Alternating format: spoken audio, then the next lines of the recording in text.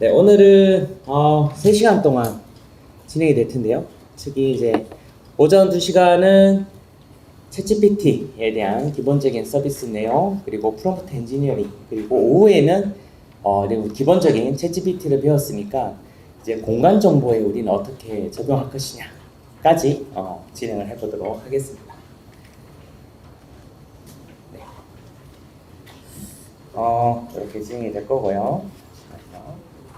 그래서 뭐 챗GPT를 이미 또 많이 사용하시거나 좀 많이 활용하신 분들한테는 살짝 지루할 수 있으나, 또 챗GPT를 사용 안 해보시거나 또 기본적인 우리 프롬프트나 이렇게 그냥 써본 거랑 약간 원리나 그 이론을 알고 쓰는 건 좀 차이가 있거든요. 그래서 여러분 좀 기초적인 것부터 진행을 해보도록 할게요.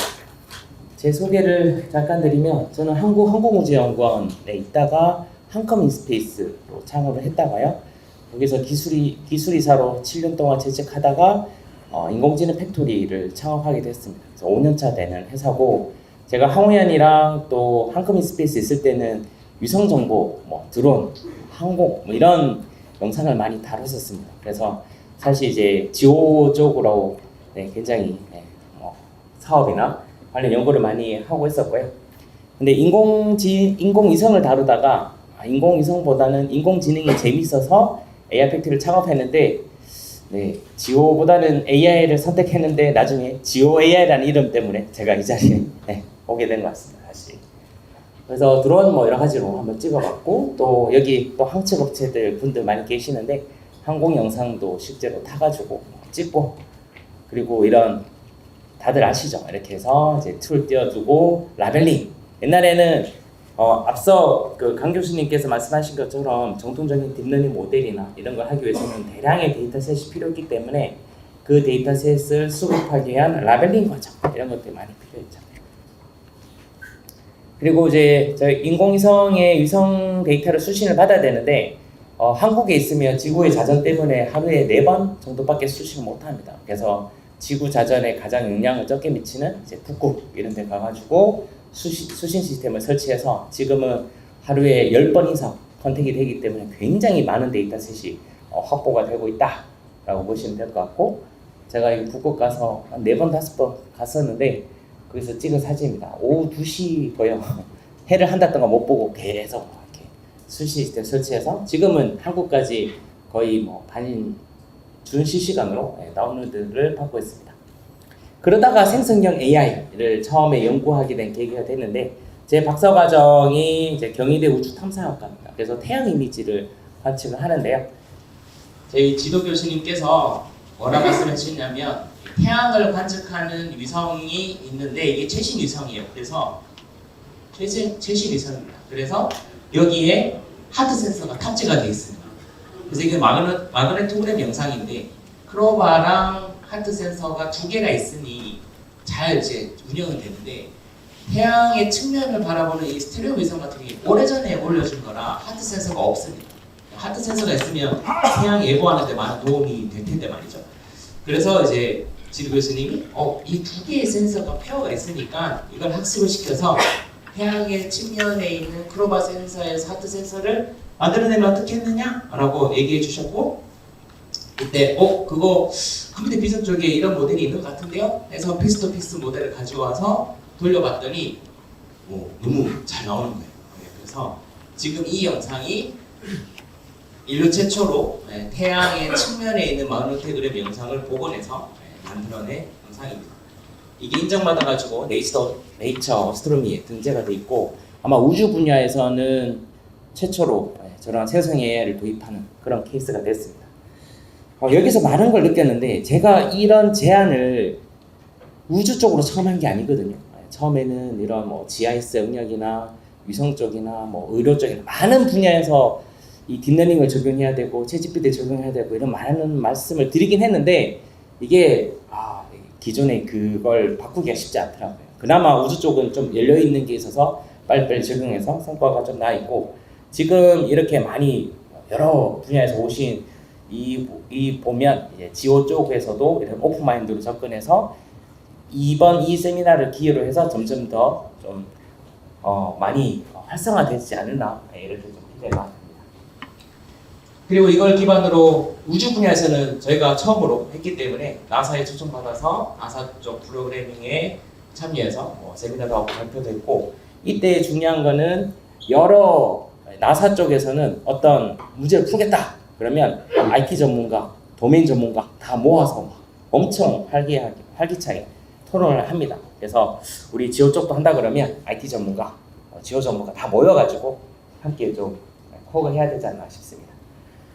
나사 쪽 위에 보면 UN이 있습니다. UN의 AI4구시라는 소사이티가 있는데, 그 소사이티 하는 역할이 AI가 무조건 좋은 건 아니다. AI가 많이 적용되면 될수록 사회적 격차, 빈부 격차, 인프라가 없는 곳에서는 더더욱 그런 것들이 격차가 일어날 거니까, 이런 것들을 어떻게 우리는 좀 조정을 해야 되고 좀 노력을 해야 된다라는 AI4구시라는 소사이티가 있는데, 그게 우주 분과가 이제 나사가 돼 있고, 마이크로소프트가 농업 분과에서 엄청난 기여를 하고 있더라고요. 그래서 일반 회사가 그런 걸 한다고 해서 이제 얘기를 나누다가 마이크로소프트에서 마음이 드셨는지 너는 한국의 리저널 디렉터를 해라. 그래서 국내에 뭔가 이런 공공선을 위한 프로젝트를 하거나 대형 프로젝트를 할 때 MS의 힘이 필요하다면 중간에 커넥션 역할을 하라라고 지정이 되어 있기 때문에, 여기 계신 분들 중에 뭔가 에벤스랑 협업을 하거나 뭔가 좀 큰 그림을 그리고 싶으시다면 이런 MS 도움이 필요하다면 저를 컨택해 주시면 되고요. 그 외에도 MVP라고 기술 멘토들이 있습니다. 그래서 저희도 기술 멘토도 같이 경험하고 있기 때문에 챗GPT도 MS에서 가장 투자를 많이 했던 회사 중에 하나고, 그래서 이런 쪽에 기술적인 문제가 있다 그러면 저를 컨택해 주시면 제가 또 답변을 드리거나, 제가 아니고서도 국내에 훌륭한 MVP, 전 세계 MVP가 있기 때문에 어떻게든 답을 찾아서 드릴 테니까 저를 많이 활용해 주시면 감사하겠습니다. 그리고 이제 2020년도 AI 팩토리를 창업했는데 저희 경쟁대회도 하고 여러 사업을 하고 있습니다. 이 중에 오늘 관계된 것만 조금 말씀을 드리면, 저희는 경진대회를 이렇게 하나 하면요, 여기에 많은 사람들이 모여가지고 모델을 제출합니다. 제출을 해서 자기의 성능이 쫙 나오고, 여기에 1등 되면 그 모델에 상금을 주고 고객한테는 그 모델을 양수양도 이런 식으로 하는 식인데, 이거는 어떤 특정 한 회사가 어떤 솔루션을 개발해서 용역처럼 하는 게 아니고 정말 어떤 문제를 함께 같이 풀자 이런 거예요. 그래서 우리 국민들, 또 우리 이쪽 소사이티에서 필요한 모델들이 있잖아요. 그 모델들을 공시를 해서 빨리빨리 수집을 하고 제출하는 식입니다. 그렇게 되면 저희 내부적으로 온프레미스 시스템이 있습니다. 그래서 외부에 있는 모델을 내부적으로 굉장히 손쉽게 가져와서 쓸 수 있게끔 이렇게 구성이 되어 있습니다. 그리고 오늘 이제 챗GPT를 많이 배우고 또 저거면 정말 좋을 것 같은데 라고 하지만 정말 한계가 있어요. 그 한계가 모든 데이터가 오픈AI한테 넘어간다는 거죠. 오픈AI한테 넘어가. 그래서 보안 문제 때문에 우리 기관 내에서는 사용할 수 없어. 이게 거의 대부분이거든요. 특히 지자체나 정부 쪽은 또 그런 게 있고, 또 하나 문제가 그러한 솔루션들이 있다 하더라도 지자체에 막상 이렇게 한다 그러면 혹시 지자체 컨퍼런스 있어? 아니 컨퍼런스는 아니다. 그 레퍼런스가 있어? 네. 그래서 다른 데 해본 거 없으면 우리는 힘들겠네. 이런 얘기를 많이 하거든요. 그래서 이번에 저희가 이런 폐쇄망에서 운영 가능한 LLM 모델을 유성구청이랑 계약을 했고, 여기 지자체 최초로 좋은 어떤 레퍼런스가 있기 때문에 이 레퍼런스 삼아서 저희를 컨택하든지, 아니면 여기 함께 계신 업체분들도 이런 LLM이 이런 지자체에 이제 들어갔다라는 걸 좀 내밀어서 점점 더 확산해 주시면 좋을 것 같습니다. 이거는 그저께 얘기인데, 그저께 얘기에 저희 IBS라고 기초과학연구원이 저기 대전에 있습니다. 대전에 있는데요. 이 라마 3.1이라는 엄청난 큰 모델이 나왔어요. 405B라는 엄청난 큰 모델인데 거의 챗GPT랑 비슷한 수준을 가지고 있는데요. 그거를 우리 오픈소스로 돼 있어서 이 폐쇄망에서 운영 가능한 모델이 나왔어요. 이게 있으면 너무나 좋겠죠. 너무나 좋은데 이거를 구동시키려면 H100이라는 그 GPU가 있는데, 이게 8장짜리 있는 서버 한 대가 12억입니다. 이 12억에 이 한 대가 있어야 이 운영이 돼요. 근데 이 챗GPT 같은 거를 그냥 쓰면 한 달에 2만이면 쓰는데, 이거를 우리 원내에 쓰겠다고 12억짜리를 들어오는 게 필요하다면 하겠으나 이 투자 대비 어느 정도 나올지 아무도 개런티를 못해서 선뜻 이 투자하기 쉽지 않은 거죠. 그런 게 위해서 저희가 그런 테스트 베드를 구축하기 위해서 IBS랑 같이 해서 H100 48대가 있어요. 그게 그 중에 일부를 해서 저희 LLM 모델에 테스트하는 걸 하고 있으니까 여기 계신 분들 오늘 세미나 쭉 듣고 야, 저 챗GPT 모델 저런 LLM 모델을 우리 원에서도 같이 좀 테스트하고 싶어라고 한다면 저희 컨택해 주시면 저희가 테스트해서 리포팅 해드리도록 하겠습니다. 중요한 거는 많이 배우는 것도 중요하지만 실제로 활용해서 적용해서 생산성을 높여야 되잖아요. 그 부분에 어떤 최적화가 돼 있다라고 보고 있고 그 외에도 지금 뭐 초중고 학생들이 다 저희 플랫폼 이용해서 운영하고 있습니다. 자, 뭐 저희 회사 소개를 드리는 게 아니고 저희 회사가 이렇게 LLM 쪽으로 많이 발전하고 여러 지자체나 출연을 저기 하고 있기 때문에 점점점 더 이런 것들이 확산될 거고 그래서 여기에 많은 관심을 가져주시면 오늘 배우는 것들 어떻게 적용될지 보시게 될 겁니다. 제일 첫 장으로 이걸 한번 준비해봤습니다. 이게 뭐냐면 여러분들이 뭔가 업무를 효율적으로 하기 위해서 오늘 이 자리에 와 있는데 그러면 문인화나 AI 도움이나 또는 딥러닝이나 이런 것들이 내가 내 업무에 어떻게 적용되는데 어떻게 적용돼서 어떤 업무를 효율화시킬 거냐 이런 부분에서 여러분은 딱 현재 나의 상황과 내가 가야 할 상황이 명확해야 되거든요. 그걸 알아야 딱 진행이 됩니다. 그래서 그걸 위해서 좀 설명드리기 위한 기본 개념을 가져왔는데요. 어떤 업무를 진행한다 라고 하면 그 업무의 다리 업무를 처리하는 모듈들이 있고요. 그 다리 업무의 모듈이 나왔을 때 그걸 연결시켜 주거나 그거를 제어하는 그 무엇가가 있습니다. 그래서 크게 보면 업무의 시작과 종료 관점에서 봤을 때 사람이 제어도 하지만 또 각각 처리도 사람이 하죠. 그래서 뭐 세탁, 탈수, 건조, 뭐 계기 이런 거 봤을 때 세탁기가 세탁을 하고 건조 뭐죠? 탈수는 세탁기가 하고 건조기는 건조기가 하고 개는 건 사람이 하잖아요. 근데 중요한 건 이걸 다 넘기는 게 누가 하냐면 다 사람이 하고 있어요. 꺼내서 집어넣고 뭐 하고 그래서 그걸 제어도 현재 사람이 하고 있는 상태입니다. 그러다 보니까 지금 옛날에는 세탁물이 많이 모였는데 요즘에는 세탁기는 에너지 잘 돼 있으니까 개는 걸 못 개가지고 개야 할 딴 건 다 돼 있고 개는 것만 이렇게 쌓여 있는 그런 것도 보실 수 있는데요. 이게 단순히 제가 간단한 비유기는 하지만 여러분 업무도 잘 보시면 다 사람이 하는 게 있고 어떤 건 자동화하고 있는데 그게 사람이 하는 구간에서 밀려가지고 처리가 좀 덜인 그런 경우가 있을 겁니다. 그래서 제어나 처리 관점에서 제어가 사람이 하고 또는 제어가 머신이 하고 제어가 사람이 하는데 AI가 지원할 수도 있고 머신이 하는데 AI가 지원할 수도 있고 아예 AI로 제어하는 구간이 있을 수 있고요. 작업도 마찬가지입니다. 이 관점에서 보면 제어가 머신으로 하는 경우도 있는데요. 지금 우리 그 컨테이너 벨트 같은 게 공장에 보면 공장의 속도를 딱 지정해 두면 뒤에 사람이 막 불량을 하거나 검출하거나 이렇게 하거든요. 근데 이 제어 자체를 머신이 하다 보니까 사람의 언제 업무 파악을 하지 않고 그냥 지정된 설정 값으로 막 이렇게 찍다 보니까 뒤에서 사람이 엄청 힘들어하거나 불량이 오히려 많이 생기거든요. 그럴 수 있습니다. 그런 것들을 못해서 사람 꾸거나 또는 AI가 필요한 그런 부분. 그래서 지금 여기서 보는 포인트는 앞으로 제어가 있고 처리가 있고 그럼 여기에 우리가 챗GPT를 적용한다고 했을 때 처리단에서 어떤 특정 모드를 지원을 받는다든지 또는 제어를 한다든지라는 걸 구분하셔가지고 진행을 하시는 게 좋습니다. 자, 그러면 어떤 것들을 우리가 뭔가 자동화나 무인화나 디지털화나 또는 스마트화 이런 걸 한다고 했을 때 이런 맵에서 하나 선택을 해야 돼요. 나는 현재 우리가 지금 어떤 업무를 뭔가 개선시키려고 하는데 그 업무의 현재 단계가 어디냐? 거의 대부분 사람이 다 하고 있어요. 사람이 다 하고 있어요. 근데 목표하는 건 뭐냐? 거의 다 자동화하기 원해요. 그래서 거의 여기서 이렇게 가기를 원하시거든요. 근데 이거는 정말 어려운 얘기예요.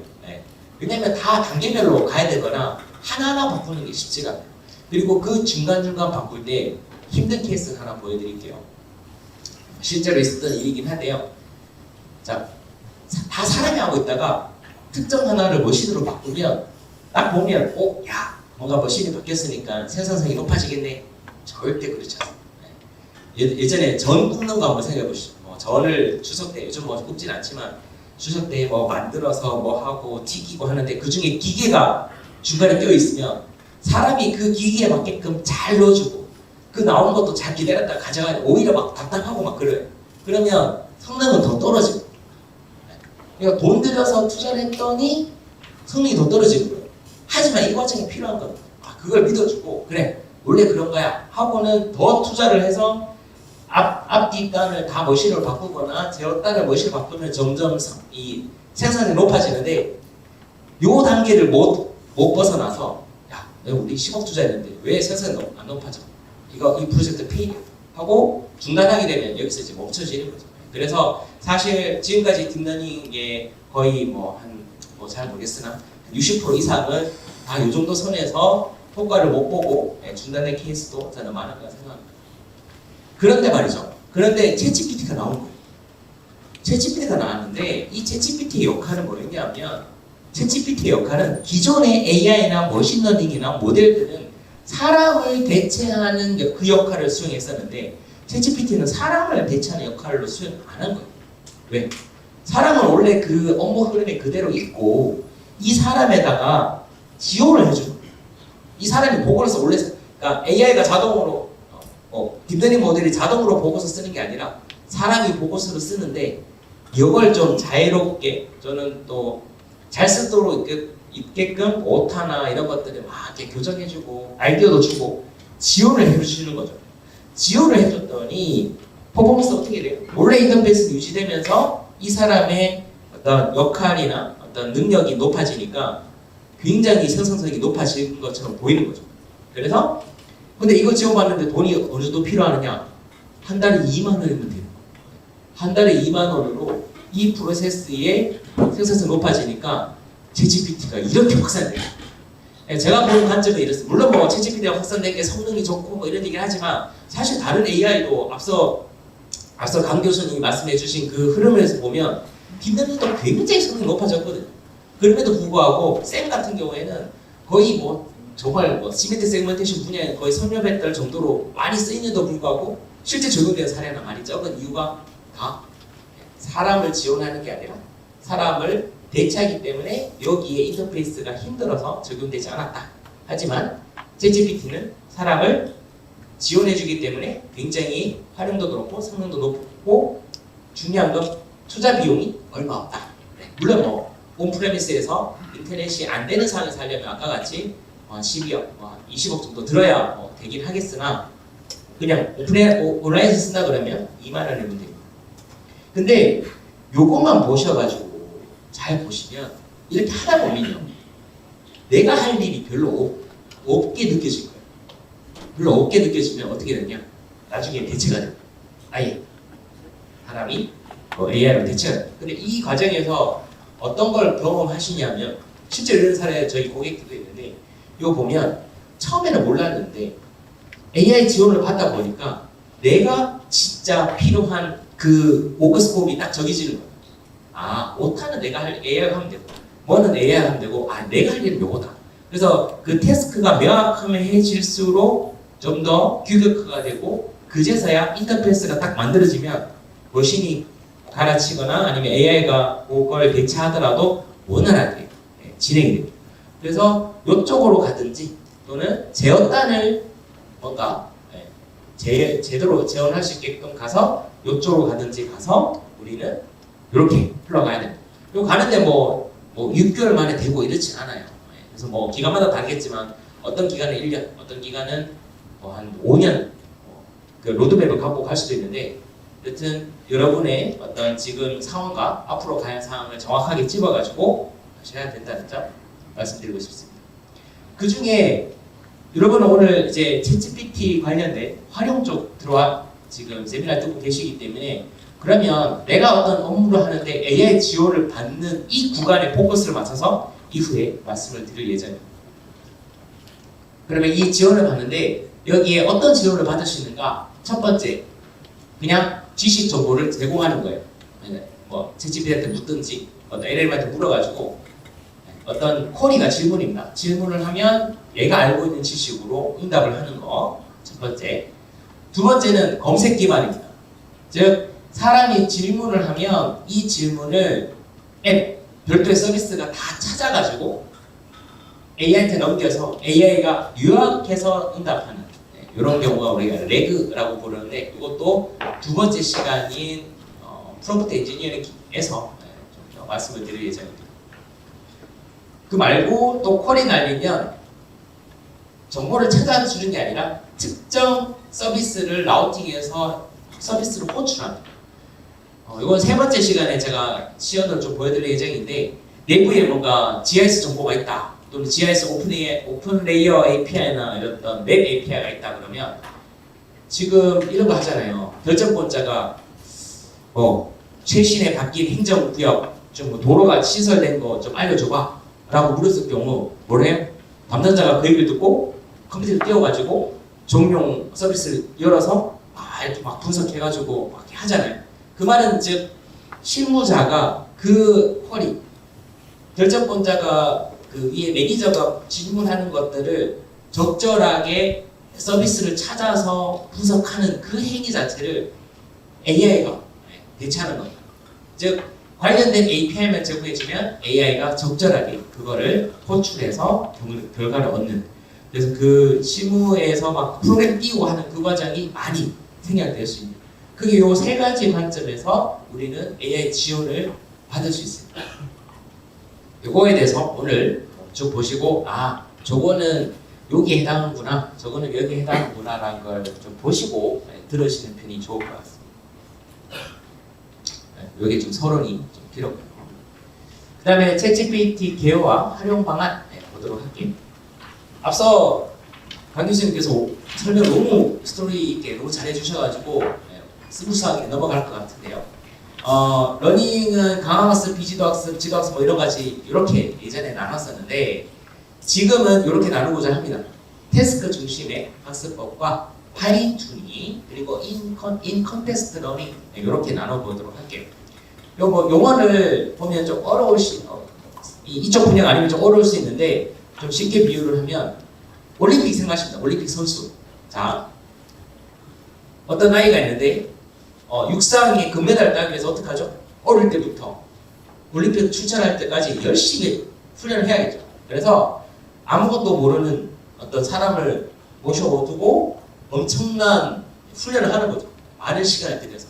그러면 짠 하고 나온 게 학습된 훈련된 사람이 나오죠. 이 사람이 육상에 나가면 1등을 할 수 있겠죠. 이와 같이 이전에 우리가 데이터를 가지고 학습하고 AI 모델을 만든다 그러면 다 태스크 중심의 학습법이었습니다.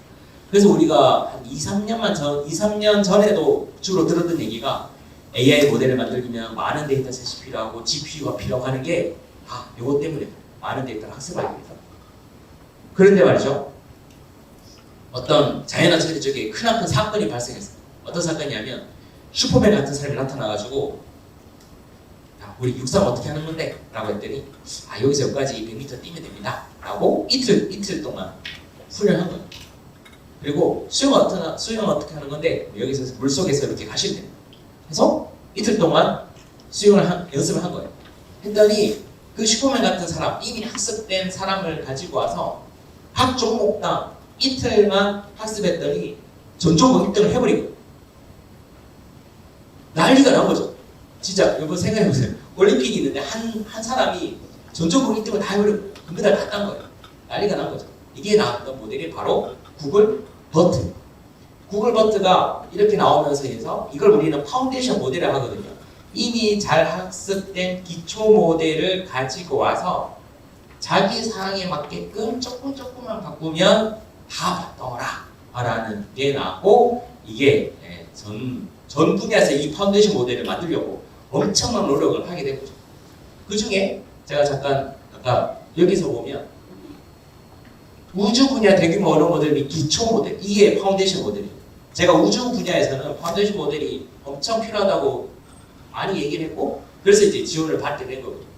아까 강 교수님께서도 우리 파운데이션 모델이 필요하고 이런 지오 분야에서도 이런 게 하나 만들면 좋겠다 라고 말씀 주시기에 저는 굉장히 공감하는 게 오늘 이 자리에 많은 결정권자 분들이 오셨는데 그래서 그래 우리 지오 분야의 파운데이션 모델이 필요하겠네 라고 해서 딱 이렇게 많은 예산 투자해서 만들면 이제 각 산업계나 또 학계에서 자신에 맞는 데이터셋만 가지고 와서 조금만 튜닝을 하면 다다다 이렇게 만들어지는 거죠. 이게 구글 버튼. 근데 더 큰 사건이 발생합니다. 슈퍼맨보다 더 뛰어난 뭐 초울트라 슈퍼맨이라고 가정해보죠. 그 사람은 딱 와가지고 올림픽 그 경기 당일날 왔어요. 경기 당일날 와서 자 지금 어떻게 하는 건데? 라고 했더니 옆에 매니저가 그냥 여기서 이렇게 물 안에서 이렇게 헤엄치면 됩니다. 라고 말로만 설명하고 그 말로만 듣고 알았어 하고 수영했더니 1등 해버려. 훈련 하나도 안 하고 그냥 말로만 듣고 매뉴얼만 읽고 수영을 하든 육상을 하든 뭐든 하든 다 해봤더니 전적으로 1등 해버리고 난리가 난 거겠죠. 네. 그거가 나온 모델이 뭘 것 같으세요? 이게 구글 버튼하면 뭘 것 같으세요? 맞아요. GPT가 이렇게 돼버려요. 근데 그 안에 보면 우리가 이건 태스크 중심의 지도학습이라고 그랬고요. 아까 이거는 소량의 데이터 학습한 건 우리 파인튜닝이라고 그러고요. 이걸 바로 in context learning이라고 합니다. 우리 다 같이 따라해볼까요? in context learning. 네, 그래서 그 컨텍스트 안에서 학습을 해서 바로 써먹는다 하고 보시면 됩니다. 근데 여기서 핵심은 이 눈썰미 좋으신 분은 딱 아시겠지만 자, 어떤 아키텍처를 가지고 와서 학습을 시키면 색깔이 바뀌었죠. 즉 공부하기 전과 공부하기 후는 달라진 겁니다. 지금 여러분도 오늘 하루를 딱 배우고 나면 내일 되면 다른 생각을 가지고 계시겠죠. 그래서 오늘과 다른 나가 생기는데 파인튜닝도 마찬가지예요. 소량이든 하나든 뭔가 학습이 되면 바뀌는데 인컨텍스트 러닝은 바뀌어요? 학습하기 전과 후가 바뀌지 않습니다. 걔는 그냥 그대로 있어요. 근데 인컨텍스트 안에서 만약에 수영 경기를 하고 있다. 그럼 매니저가 수영을 이렇게 합니다. 알려주면 오케이 알겠어. 나 수영하고 1등하고 올게 하고 다 해서 1등 했어요. 그리고 수영장을 벗어나면 얘는 수영을 할 줄 알아요? 몰라요. 학습은 되어있지 않은 상태예요. 즉 모텔이나 PC방 가시면 그게 막 작업했다가 잘못 꺼졌어요. PC방. 다시 키면 완전 초기화된 상태에서 다시 로딩이 되거든요. 딱 그런 컨셉. 그래서 학습이 안 됩니다. 우리 SNS에 이런 글들이 올라왔어요.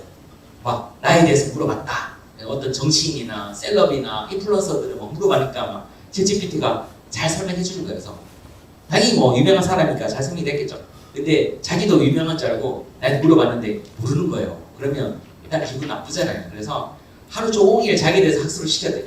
야, 나는 어디서 태어났고 나는 어떤 사람이고. 야, 알겠습니다. 좀 엄청 훌륭한 사람이네요. 업적은 훌륭하네. 이렇게 얘기했는데 이렇게 학습시켜 두면 이제 다른 사람들도 나에 대해서 알겠지라고 생각하신 거예요. 그래서 챗GPT한테 다 지인들한테 이제 챗GPT네 어제 얘기해봤더니 나에 대해서 잘 알더라. 너도 물어볼래? 물어보면 답을 할까요? 못할까요? 당연히 못합니다. 근데 이 원리를 모르면 못하는 게 이상하죠. 왜? 하루 종일 내가 알려줬는데 AI 지금 뭐 날고 낀다는 AI인데 내가 하루 종일 학습을 했는데도 얘가 모른다? 이상하게 생각할 수도 있습니다. 충분히. 하지만 우리는 in context learning이라는 개념을 알고 있기 때문에 충분히 이걸 이해할 수 있다 보시면 됩니다. 자, 우리가 LLM이라고 하는데 LLM은 라지 랭귀지 모델이고 GPT도 그중 하나입니다. 그냥 LLM 용어를 앞으로 많이 들으실 거예요. 이미 많이 들었는데 요 LLM 용어를 이제 라지 랭귀지 모델 그리고 앞서 그 강 교수님이 또 스몰 LLM 또 SLLM이 있고 SLM이 있고 LLM이 있습니다. 좀 복잡하긴 한데 여튼 라지 랭귀지 모델입니다. 이게 이제 챗GPT 중에 하나다. 근데 이거를 보실 때 이제 제가 첫 번째 시간에 막 온갖 서비스를 보여드릴 텐데 그때 막 헷갈릴 겁니다. 이 LLM이 막 그림도 그려, LLM이 뭐도 해? 라고 하는데 헷갈리지 않으려면 이거 하나 기억하셔야 됩니다. 프롬프트 입력받아서 응답이 나오는 거예요. 얘는 그 이상도 그 이하도 아니에요. 자, 같이 따라해볼까요? 프롬프트, 응답. LLM은 프롬프트 받아서 응답 나오는구나 정도만 이해하시고요. 이걸 사람으로 대체한다면 사람한테 편지 봉투를 보내면 편지 봉투를 받는 겁니다. 누구한테 글을 쓸 때 글을 써서 편지 봉투에 담아서 보내죠? 그러면 편지 봉투를 그 사람이 열어서 뭐 답장 메일을 보낸다라고 보시면 됩니다. 그래서 사용자가 여러분이 안녕? 난 김태형이야. 오늘 점심 메뉴 추천해줘. 라고 했을 때 메시지를 쓸 거잖아요. 쓴 메시지는 LLM한테 바로 전달되는 게 아니라 프롬프트가 감싸서 전달돼요. 이 말은 즉 챗GPT라는 서비스가 프롬프트에 담아가지고 보냅니다. 지금 저 강사가 갑자기 무슨 얘기하니? 하지? 라고 생각할 수도 있는데 지금 제가 굉장히 중요한 얘기가 뭐냐면 챗GPT 서비스 안에는 챗GPT 서비스와 챗GPT LLM 모델이 구분되어 있다는 걸 인지하셔야 돼요. 즉 여러분도 여러분 육체와 정신을 사실 육체와 정신이 구분되어 있지는 않지만 굳이 생각한다면 육체와 정신이 구분되어 있다고 생각하잖아요. 그래서 몸도 튼튼, 마음도 튼튼 이렇게 즉 이게 몸이라면 이거 마음에 해당하는 내용. 그래서 챗GPT 서비스 안에 LLM 모델이 탑재되어 있구나 라고 별도로 구분하셔야 서비스를 마음껏 이제 인지하면서 하셔야 됩니다. 그 중에 그러면 LLM은 메시지 그냥 못 받아요. LLM의 입력은 뭐라고요? LLM의 입력은 프롬프트예요. 그래서 메시지를 쓰면 이 프롬프트에 담는 역할을 누가 해주느냐? 바로 챗GPT 서비스가 그 역할을 해주고요. 그리고 프롬프트를 받아서 LLM이 응답이 나오는데 응답 안에 메시지를 꺼내서 사용자한테 전달도 누가 해주느냐? 바로 챗GPT 서비스가 해줍니다. 제가 이걸 강조드리는 이유 중에 하나가 여기 계신 분들 중에 챗GPT만 활용하는 게 아니고 이걸 기반으로 각 업체에서 뭔가 나는 이걸 기반한 서비스 만들래 뭐 이렇게 막 하실 거잖아요. 그때 챗GPT를 연동하는 게 아니라 LLM 모델만 가지고 와서 여러분 서비스로 바꿀 거란 말이죠. 그때 이걸 구분을 해두는 사람이라면 손쉽게 바꿀 수 있고 그렇지 않은 사람은 좀 쉽지 않습니다. 그래서 그걸 말씀드렸고요. 우리로 따지면 편지지에 편지 봉투를 담아가지고 사람한테 보내고 다시 그걸 열어서 편지지를 열어본다 라고 보시면 됩니다. 자, 근데 이 프롬프트에 여러분 이 편지 봉투에 편지지 말고도 넣어보신 거 많죠? 특히 돈, 요즘은 돈 많이 넣고 편지지 말고도 이미지도 넣을 수 있어요. 그죠? 사진도 넣고 내가 그린 이미지도 넣고 엽서같이 그와 같이 프롬프트 내에도 사용자 메시지뿐만 아니라 이미지 파일도 넣을 수 있어요.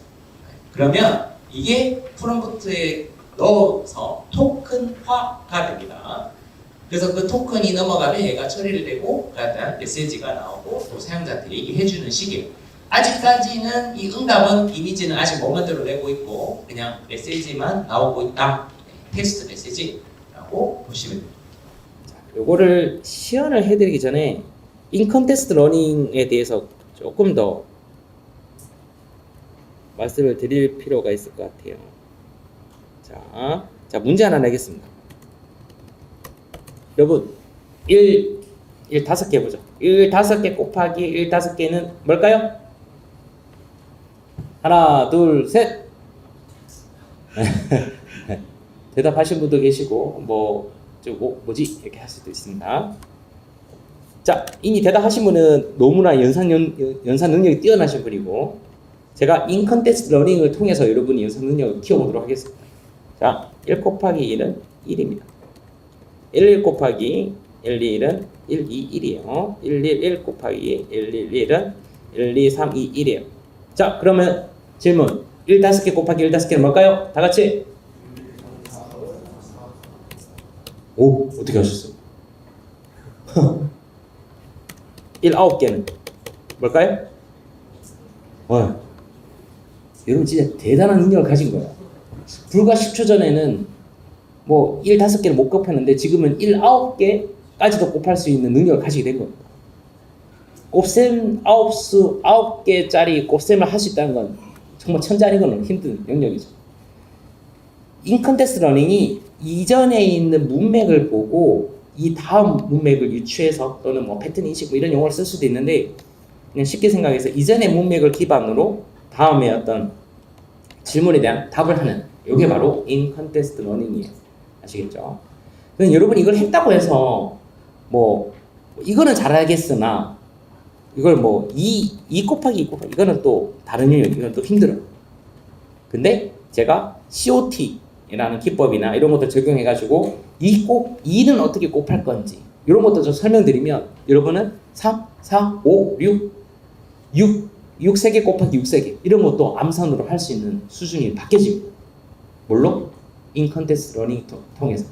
그래서 챗GPT가 어떤 사람은 그냥 써보고 마음에 안 들면 그래 뭐 왜 이래 딴 사람 뭐 쓰다는 별거 아니네 이렇게 생각할 수도 있는데 이토록 잘 사용하시는 분은 인컨텍스트 러닝의 능력을 최대한 끌어올리는 거죠. 내가 정보를 잘 주어주고 이렇게 이런 것들을 우리는 프롬프트 엔지니어링이라고 합니다. 요거 이제 추가로 말씀드렸고요. 그 다음에 아까 제가 그 텍스트를 넣는데 이제 이미지도 넣는다 그랬죠? 그래서 이미지를 넣으려면 이미지가 하나 있어야겠죠? 네. 조금 선 굵기를 하겠습니다. 선 굵기가 잘 안 보이는데요. 네. 대충 그려보겠습니다. 자, 이렇게 있고, 네.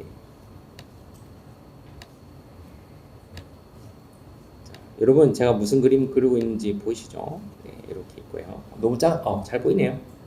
이 지금 해상도가 굉장히 프로젝트가 선명해서 잘 보이는 것 같습니다. 이렇게 산도 그리고, 네.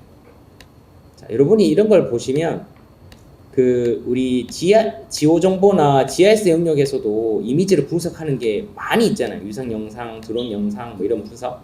그런 거 외에도 뭔가 뭐 이미 있는 것들 그것도 하나 그리겠습니다. 우리 아이가 이런 그림을 하나 그려왔다고 가정해보죠. 근데 저는 이제 이과 출신이라 이런 그림을 가져오면 별로 할 말이 없어요. 잘 그렸네 뭐 정도. 근데 이제 문과분들은 정말 다르게 이렇게 아이한테 접근하더라고요. 그래서 너는 뭐 지구의 아름다움을 그렸구나 뭐 이런 식으로. 자, 뭐가 됐든 한번 해보겠습니다. 제가 이제 이 바쁜 가운데도 이렇게 꼭 창문이나 문을 그리는 이유가 이거 그리지 않으면 저를 굉장히 이상한 아이로 보더라고요. 약간 뭐 폐쇄적이고 어쩌고저쩌고 시간을 들여서 그렸습니다.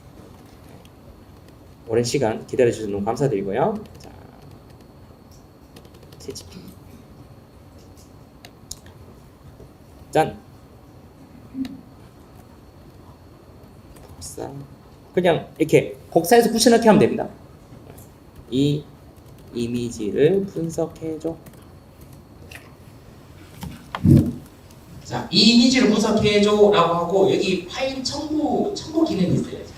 여기에 보면 첨부라는 게 프롬프트 안에 들어가는 거예요. 프롬프트라는 편집 루트예요. 이미지가 들어가게 되면 얘가 다 토큰화돼서 잘려서 LLM한테 넘깁니다. 분석해줘.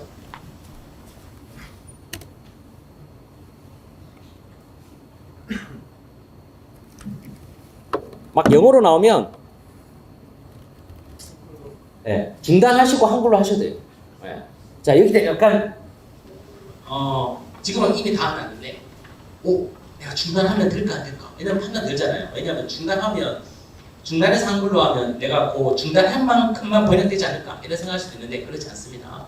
왜냐면 얘가 이전의 문맥으로 다 얘기할 거기 때문에 영어가 중간에 중단됐다 하더라도 원래 얘가 하려고 했던 얘기가 있잖아요. 그래서 얘가 한글로 하면 한글로 다 번역돼서 나옵니다. 이게 인컨텍스트 러닝의 개념을 알고 있으면 이런 것들이 크게 복잡하지 않게 쓸 수 있는데 아니면 엄청 헷갈리겠죠.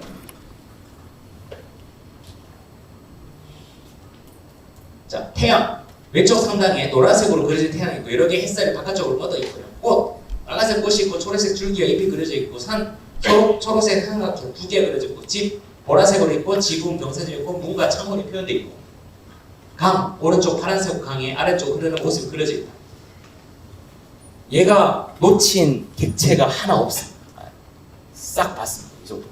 이렇게 대충 그렸는데 여러분 이러면 이걸 하나 보셨다고 하면 여러분은 돌아가셔가지고 여러분이 지금 처리하고 있는 모든 이미지 다 넣어보셔야 돼요. 야, 얘가 강 위역을 잘 디텍션하고 있는지 도로나 이런 것도 제가 잘 보고 있는지 주차장을 인식하는지 활주로가 제대로 보고 있는지 또 산림이 어느 정도 형성되어 있는지 지금 제가 보이는 말씀드린 예시가 다 잘 되는 거예요.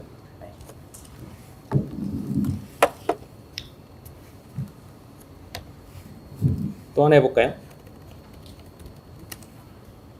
이번에는 영수증 한번 해보도록 할게요.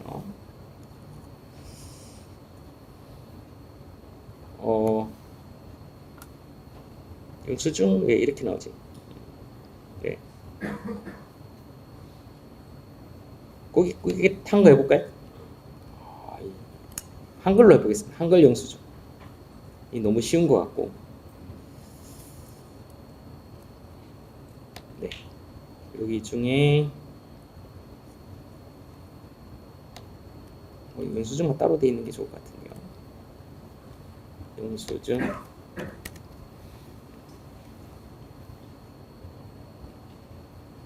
간이 영수증 마이너. 뭐 이런 거 해보겠습니다. 네. 대충. 네. 요것도 복사하셔가지고. 여러분 이제 오늘 출장 내셔가지고 이렇게 오신 분 많이 계시죠. 그러면 이 영수증 분석해줘. 그러면 또 뭐 출장 신청서 열고 영수증 첨부하고 뭐 정리하고 해야 되는데 그럴 필요 없습니다. 그냥 영수증 주주쭉 올려서 분석해줘. 그러면 매장 이름 이마트 24, 구매 날짜, 총액, 원식, 현금, 부가세 빵원 이렇게. 그래서 부가세 없는 것도 있네요. 네, 그래서 이제 10,000원 이렇게 나왔습니다. 그죠? 네. 이거 우리는 OCR이라고 하는데 이렇게 것도 잘 됩니다. 네. 자, 이렇게 우리가 이 이미지를 넣을 수 있고요. GPT-4o 같은 거는 온미 버전인데 여기에는 이미지뿐만 아니라 음성 뭐 이런 거가 다 들어갑니다. 동영상. 점점 더 멀티 모델이라고 하는데 점점 더 그런 영역들이 많이 만들어질 예정입니다. 혹시 여기까지 질문 있으실까요? 없어요? 네, 오케이, 좋습니다. 혹시 첫 번째 시간이 언제? 아, 네네. 그러면 5분 더 하고 딱 50분에 일단 종료하도록 할게요. 네. 네, 중요한 컨셉이 약간 시간이 딜레이 돼가지고